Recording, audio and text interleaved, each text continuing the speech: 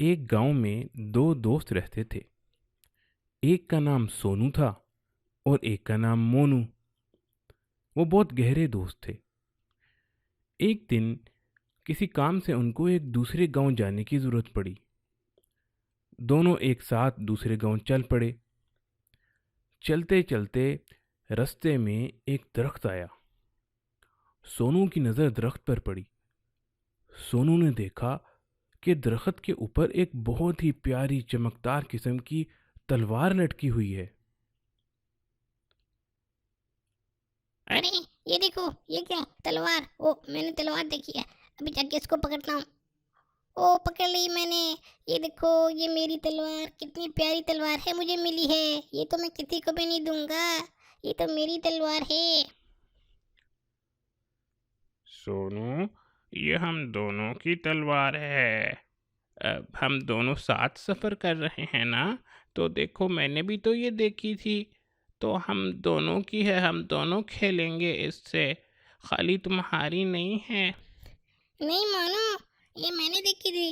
मैं नहीं दूंगा किसी को ये तलवार। ये मेरी तलवार है सिर्फ। मैंने पकड़ लिया पहले। जो पकड़ता है उसी की हो जाती है, तो इसलिए ये मेरी है। अब मैंने नहीं देनी तुम्हें। चलो कोई बात नहीं, लेकिन ये अच्छी बात नहीं होती सोनू, ऐसे नहीं करते हैं। सोनू ने तलवार रख ली और मोनू को बिल्कुल भी नहीं दी। मोनू चुप हो गया। मोनू बहुत अच्छा बच्चा था। थोड़ी देर के बाद वो आगे उस गांव में पहुंच गए जहां पर उन्होंने जाना था। जैसे ही वो उस गांव में पहुंचे तो गांव के बहुत से लोग भागकर उनके पास आ गए। उस गांव में एक तलवार से किसी ने उन गांव वालों की भैंस को मारा था। आजो आजो, सारे आजो। वो देखो, ये लड़का मिल गया हमें। इसी ने हमारी भैंस को मारा था। ये इसके हाथ में तलवार है। पकड़ लो इसको, सारे पकड़ लो। पकड़ लो सब। इसी ने हमारी भैंस को मारा है। चलो इसको अंदर जाके जेल में बंद कर दें। पकड़ लो। मानो, मानो, हम हम लोग फंस गए हैं। ये मुझे पकड़ने लगे हैं, हम लोगों को। हम फंस गए हैं।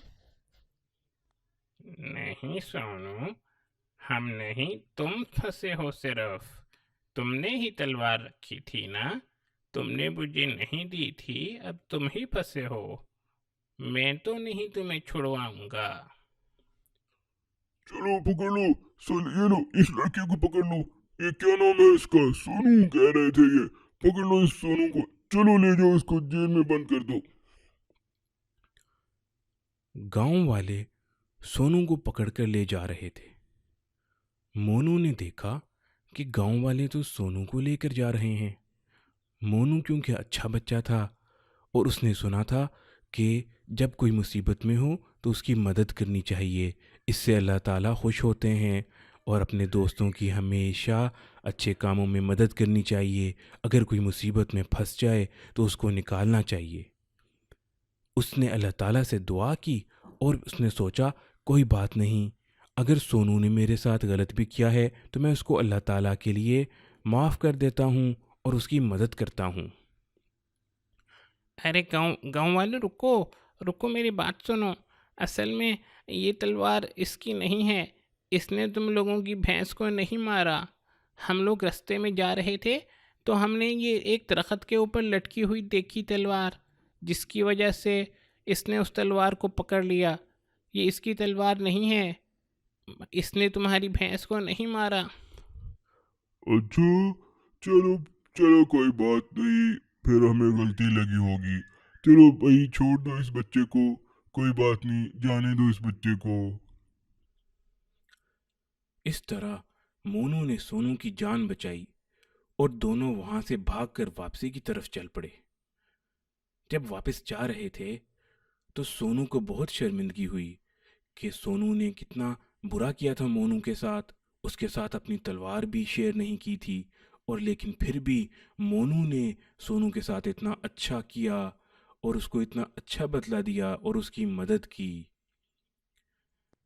मोनू भाई, सॉरी, मुझसे गलती हो गई।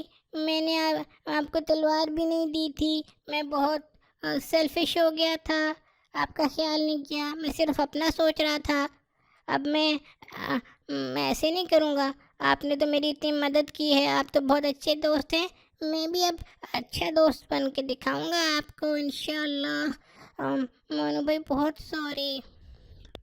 کوئی بات نہیں سونو، تم میرے دوست ہو اور دوستوں کو ایک دوسرے کی مدد کرنی چاہیے، خاص کر جب کوئی مصیبت میں پھنس جائے تو ضرور اس کی مدد کرنی چاہیے، اس سے اللہ تعالیٰ بھی خوش ہوتے ہیں اور ہم سب کو اپنے سب مسلمان بھائیوں کی مدد کرنی چاہیے۔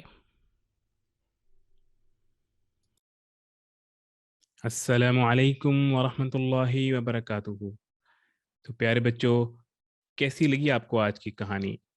امید ہے آج کی کہانی آپ کو بہت اچھی لگی ہوگی، اور اس کہانی سے ہمیں یہ سبق ملتا ہے کہ ہمیں ہمیشہ اپنے دوستوں کی، بھائیوں کی مدد کرنی چاہیے اور دوسروں کے ساتھ ہمیشہ اچھا سلوک کرنا چاہیے۔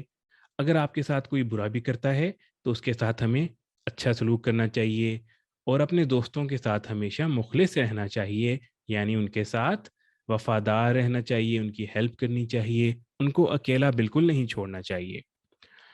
بچوں، اب ہم چلتے ہیں اپنے نیکسٹ سیگمنٹ کی طرف، جس کے اندر ہم آپ کو بتائیں گے کہ اس ہفتے کون بچے ہیں جن کی پوزیشنز آئی ہیں، جنہوں نے ہمیں ہوم ورک بھیجا ہے، اور بچے کیسا پرفارم کر رہے ہیں۔ تو سب سے پہلے چھوٹے بچوں میں ہمارے پاس ہمیشہ کی طرح ماشاءاللہ اس بار بھی فرسٹ آئے ہیں محمد داؤد۔ ماشاءاللہ محمد داؤد کا ہوم ورک بہت اچھا تھا، اور انہوں نے سورہ نصر بھی ہمیں سنائی ہے اور اس کا ترجمہ بھی سنایا ہے۔ آپ کو بہت بہت مبارک ہو محمد داؤد، آپ کی نمازیں بھی ماشاءاللہ بہت اچھی جا رہی ہیں، دعائیں بھی بہت اچھی جا رہی ہیں۔ کچھ دعاؤں کے اندر کچھ تھوڑی بہت جو کمی ہے، کوشش کریں کہ وہ بھی پوری ہو جائے۔ اللہ تعالیٰ اس کو قبول فرمائے اور آپ کو اور زیادہ توفیق عطا فرمائے۔ اس کے بعد دوسرے نمبر پر ہمارے پاس ہیں محمد بن شہزاد۔ ماشاءاللہ یہ ہمارے نئے اسٹوڈنٹ ہیں جو کچھ عرصہ پہلے ہی شامل ہوئے ہیں ہماری کلاس میں، اور یہ بھی بہت اچھا پرفارم کر رہے ہیں، اور انہوں نے بھی ہمیں ہوم ورک بھیجا ہے۔ خاص کر ان کی دعائیں بہت اچھے طریقے سے یاد کر رہے ہیں اور ریگولرلی پڑھ رہے ہیں، نمازیں بھی ماشاءاللہ پڑھ رہے ہیں، ابھی نمازوں میں آہستہ آہستہ پابندی آتی جا رہی ہے۔ اللہ تعالیٰ آپ کو مزید توفیق عطا فرمائے، آپ کو بھی بہت بہت مبارک ہو۔ اس کے بعد بڑے بچوں میں ہمارے پاس آج پھر پہلے نمبر پر عائشہ شہزاد ہیں اور ساتھ فاطمہ شہزاد۔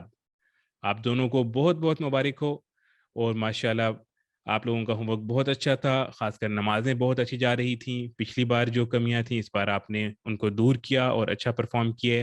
اللہ تعالیٰ آپ کو مزید توفیق عطا فرمائے، اور اسی طرح آگے بھی آپ پرفارم کرتے رہیں۔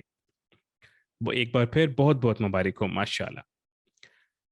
بچوں، اب ہم چلتے ہیں اپنے نیکسٹ سیگمنٹ کی طرف، جس کے اندر ہم آپ کو قرآن پاک کی آخری 10 سورتیں تجوید کے ساتھ سناتے ہیں اور یاد کراتے ہیں، اور ساتھ ساتھ ان کا ترجمہ اور ان کے پیچھے جو کہانی ہوتی ہے، پس منظر ہوتا ہے، وہ بتاتے ہیں۔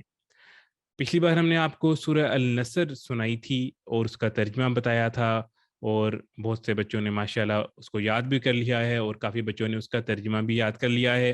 جن بچوں نے ابھی تک ترجمہ یاد نہیں کیا، کوئی کوشش کریں کہ ترجمہ ضرور یاد کر لیں اس کا۔ آج ہم آپ کو سورہ اللہب جو ہے یہ بتائیں گے۔ اس سے پہلے کہ سورہ اللہب میں آپ کو پڑھ کے سناؤں، سورہ لہب کے پیچھے جو ایک کہانی ہے، ایک سٹوری ہے، پہلے میں وہ آپ کو بتاتا ہوں۔ تو بچوں، ہمارے پیارے نبی حضرت محمد صلی اللہ علیہ وآلہ وسلم کا ایک چچا تھا جس کا نام ابو لہب تھا۔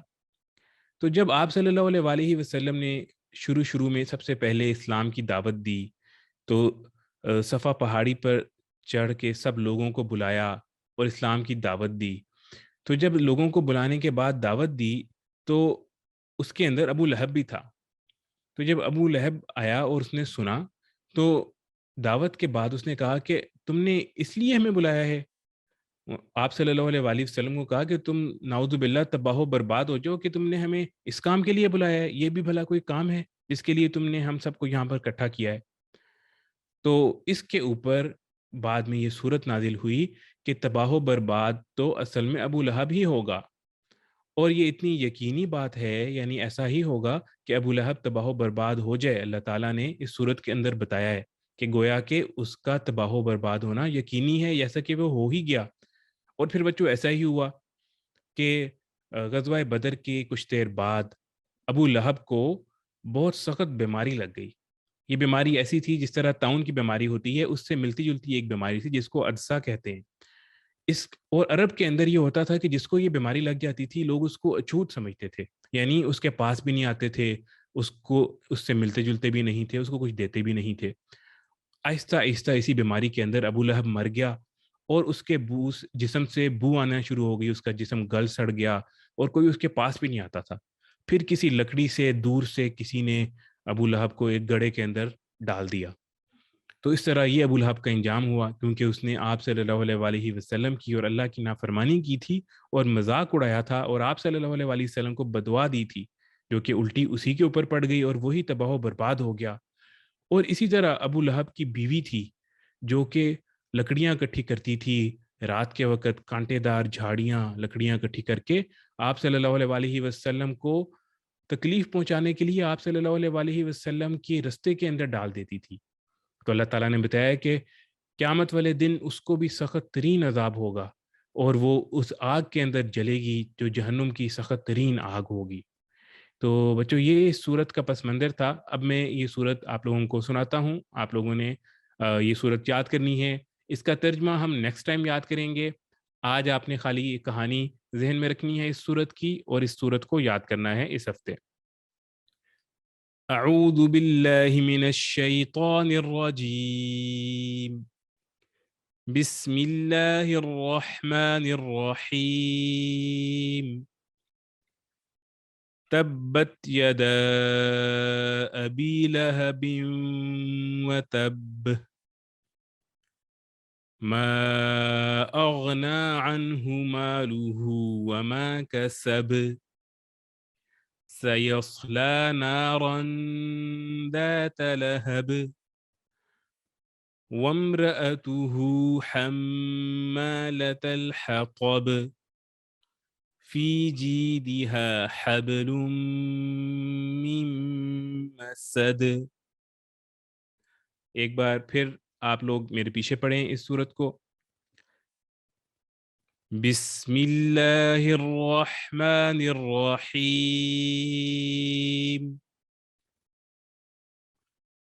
تبت یدا ابی لہب وتب،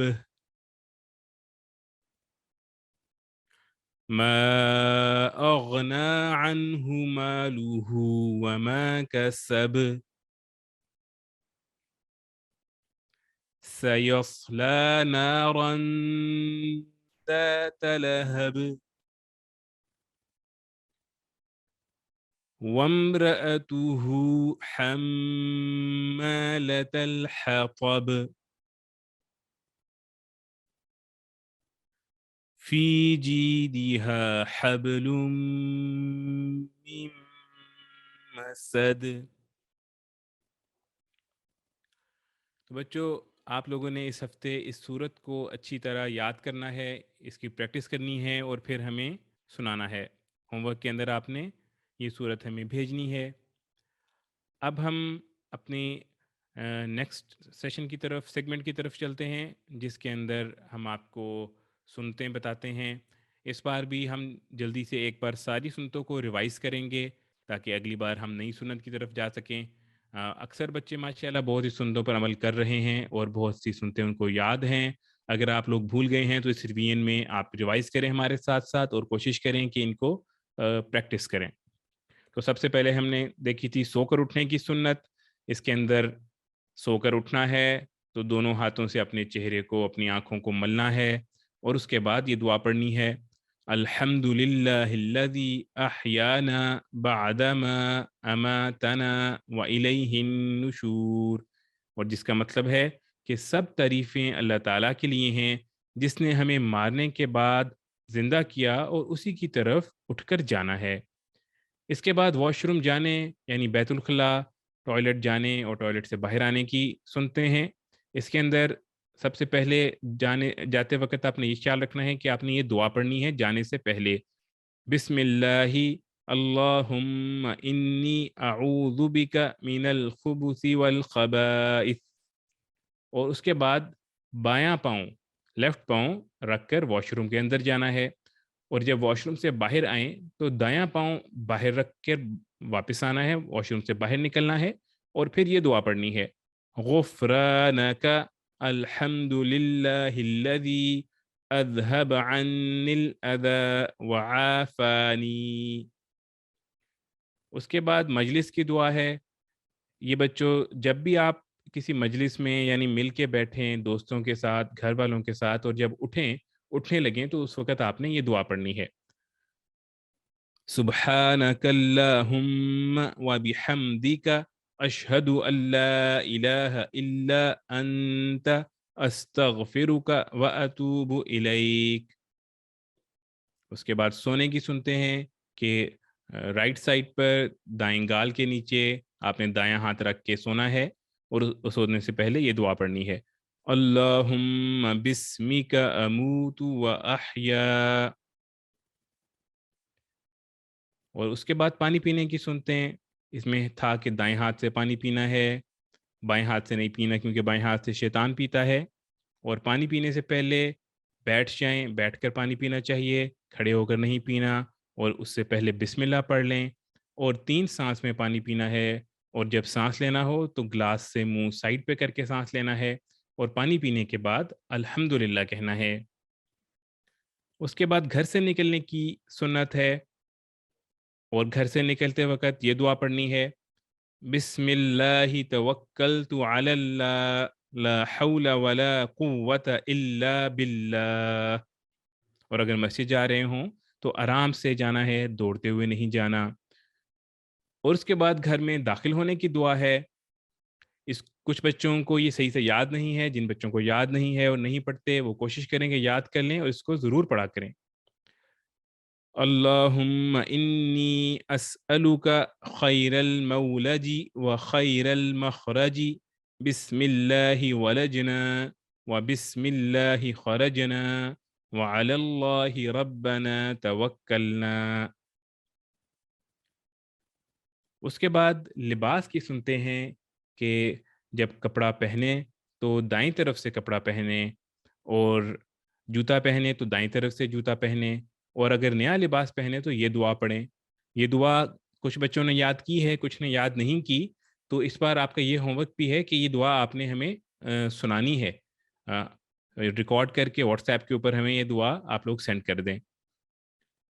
نیا کپڑا پہننے کی دعا ہے، الحمد للہ الذی کسانی ھذا الثوب ورزقنیہ من غیر حول منی ولا قوہ۔ ایک بار دوبارہ پڑھتا ہوں، الحمد للہ الذی کسانی ھذا الثوب ورزقنیہ من غیر حول منی ولا قوہ۔ اور اس کے بعد آخر میں کپڑے اتارنے کی سنت کہ جب بھی کپڑے اتاریں، شرٹ اتاریں یا پاجامہ اتاریں یا جوتے اتاریں تو لیفٹ سائڈ سے بائیں سائڈ سے پہلے اتاریں، اس کے بعد دائیں سائڈ سے۔ تو بچوں اس کے اوپر آپ لوگ عمل کرتے رہیں، بہت سے بچے ماشاءاللہ عمل کر رہے ہیں، اور کچھ بچے عمل نہیں بھی کر رہے، بھول جاتے ہیں۔ اگر بھول جاتے ہیں تو کوشش کریں کہ یاد کر لیا کریں، اور اگر یاد نہیں رہتا تو کسی بڑے کو کہہ دیں کہ یاد کرا دیا کریں۔ ان کے اوپر ضرور عمل کیا کریں۔ جب آپ اپنی زندگی کے اندر سنتوں پر عمل کریں گے تو اللہ تعالیٰ آپ کو دنیا اور آخرت میں کامیابی عطا فرمائے گا۔ آپ کی دنیا کے کام بھی آسان ہو جائیں گے اور ان میں برکتیں آ جائیں گی، اور آخرت کے اندر بھی۔ اور سب سے بڑی بات کہ آپ صلی اللہ علیہ وآلہ وسلم اور اللہ تعالیٰ کی محبت اور قرب نصیب ہوگا، اور اس سے بڑی تو کوئی چیز نہیں ہے کہ اللہ تعالیٰ آپ کو اپنا محبوب بنا لیں، اپنا پیارا بنا لیں۔ تو اس لیے بچوں ضرور ان سنتوں پر عمل کریں، اور جہاں کہیں بھی کچھ کمزوری ہو رہی ہے، بھول رہے ہیں، تو کوشش کریں کہ نہ بھولیں اور یاد کر لیا کریں، پریکٹس کریں۔ اللہ تعالیٰ ہمیں سنتوں کا نور عطا فرمائے اور ان پر عمل کرنے کی توفیق عطا فرمائے۔ یہاں پر ہمارے چھوٹے بچوں کا سیشن ختم ہوتا ہے، لیکن آپ نے کہیں جانا نہیں ہے۔ تھوڑی دیر بعد ہم آپ کو ایک بہت زبردست اور کہانی لے کے آئیں گے، حضرت ابراہیم علیہ السلام سے متعلق آج کی ہماری جو کہانی ہے وہ آپ کو سنائیں گے۔ اب میں ریکویسٹ کرتا ہوں عامر جواد بھائی سے کہ وہ آئیں اور نیکسٹ سیشن شروع کریں. تب تک کے لیے السلام علیکم ورحمۃ اللہ وبرکاتہ.